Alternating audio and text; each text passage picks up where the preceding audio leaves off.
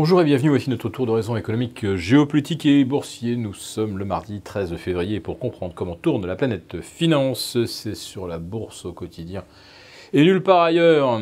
Et l'épisode du jour s'intitulera « Mais va-t-on enfin jeter à la poubelle le thermomètre en plâtre ?» Ce thermomètre en plâtre, vous le connaissez bien, à force de me lire et de me subir. Il s'agit de cette jauge du risque complètement faussée par les quantitative easing et les expériences d'apprentis sorciers des banques centrales. Les banques centrales nous vendent un thermomètre en plâtre où, qu'il pleuve, qu'il vente, que souffle le blizzard ou que s'abatte une chaleur écrasante, le thermomètre en plâtre indique toujours 25, autrement dit, Bermuda et chemise à fleurs pour tout le monde, 365 jours par an et 10 ans par décennie.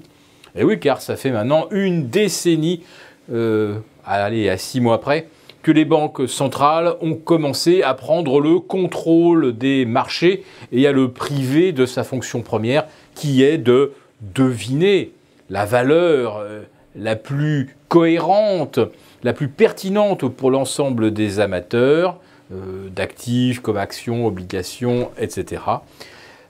Fonction donc de fixation du prix du risque pour les marchés obligataires, fonction totalement débranchée, puisque désormais, eh bien, la Grèce emprunte à 3% et les États-Unis à 2,86 sur 10 ans. En fait, tout se vaut désormais, l'emprunt grec qui ne sera jamais remboursé, la dette américaine, la dette irlandaise, la dette polonaise, tout ça, ça vaut la même chose. Et pourtant, ça ne recouvre pas du tout les mêmes réalités économiques. Alors aux États-Unis, il y a une réalité économique, c'est que l'endettement est au plus haut de l'histoire, l'endettement des ménages est au plus haut de l'histoire, l'endettement de ceux qui opèrent sur les marchés à terme et via des positions à crédit, on est également au plus haut de l'histoire.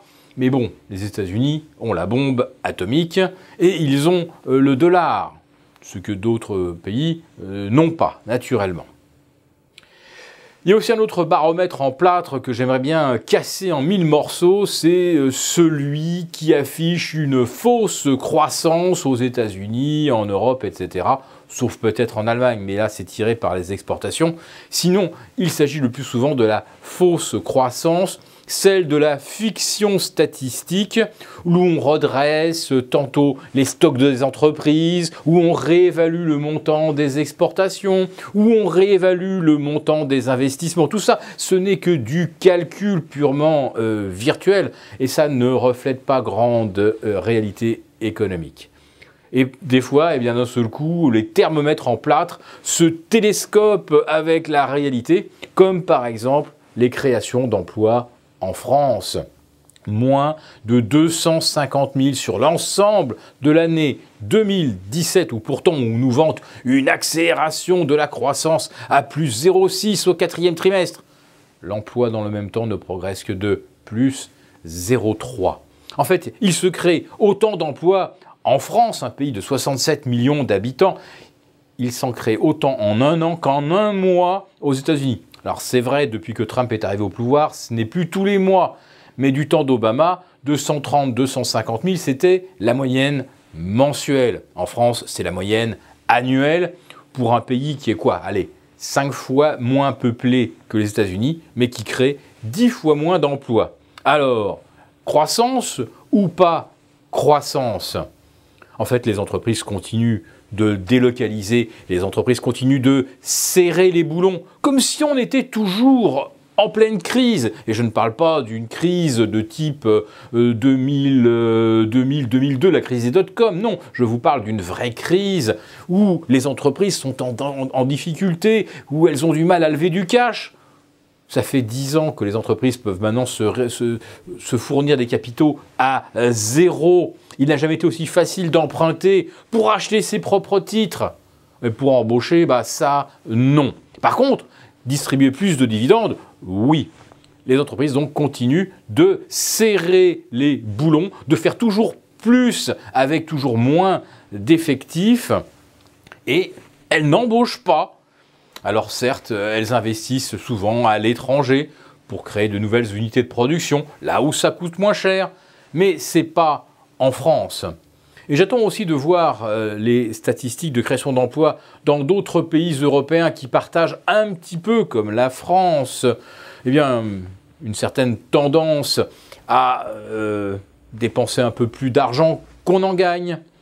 Mais ce n'est pas ça qui ralentit l'emploi en France. C'est simplement ça qui accroît les déficits. Si on n'investit pas en France, c'est tout simplement parce qu'on estime qu'il est plus rentable d'investir ailleurs.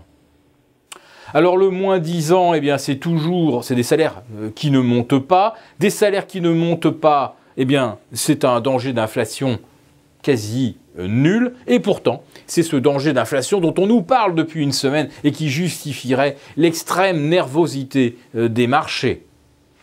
Sauf que, en fait, ce n'est pas l'inflation que les marchés redoutent, non.